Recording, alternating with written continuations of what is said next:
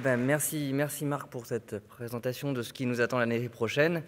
Revenons à aujourd'hui, et aujourd'hui qui a commencé il y a très longtemps, vu que c'est peut-être la journée qui aura été le plus impactée par le Covid de nos journées de formation, parce qu'elle était prévue à l'origine en mars 2020, et on arrive en décembre 2021 à enfin pouvoir tous se réunir après un petit intermède en janvier qui nous avait été aussi obligé de reporter. Donc cette journée, le but de cette journée, et comment on l'a conçu avec Dominique Martin, c'était de se dire l'incisive centrale, c'est quand même la dent la plus visible, c'est aussi la dent sur laquelle il peut arriver le plus de choses, que ce soit chez le plus jeune enfant jusqu'à chez l'adulte.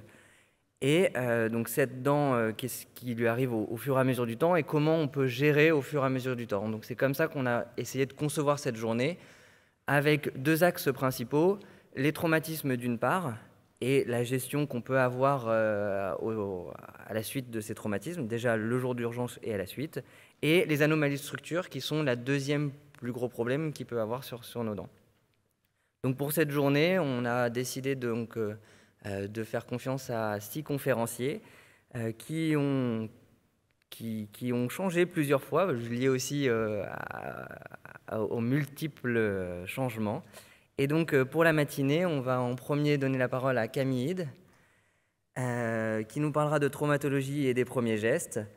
Ensuite, Anne-Laure Bonnet nous parlera de la restauration de l'incisive post-traumatique. Et en fin de matinée, le docteur Patrick Roas, ce sera sur les clés diagnostiques des anomalies de structure. Cet après-midi, ce sera l'érosion-infiltration avec Olivier Leroux, donc on continue sur les traitements. Lucille, ce sera sur les conséquences endodontiques des traumatismes. Et Jean-David Beauchâtel, en espérant qu'il puisse prendre son train, ce sera la place de la facette en restauratrice et quelles sont les indications, contre-indications et à quel moment est-ce qu'on doit passer à autre chose. Donc voilà.